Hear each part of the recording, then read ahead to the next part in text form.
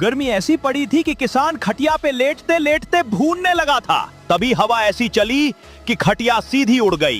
किसान बोला, अरे कोई तो लैंड कराओ रे।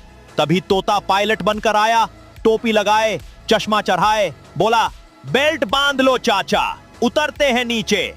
खटिया धम से नीचे आई, लेकिन किसान की आंखों में घूमता मेला। बोला, ओए धरती घूम रही है क्या? तोता भागा और संतरे का जूस लाया। किसान ने 2 घूंट मारे और बोला, अब आया सुकून। फिर लाइक सब्सक्राइब नहीं किया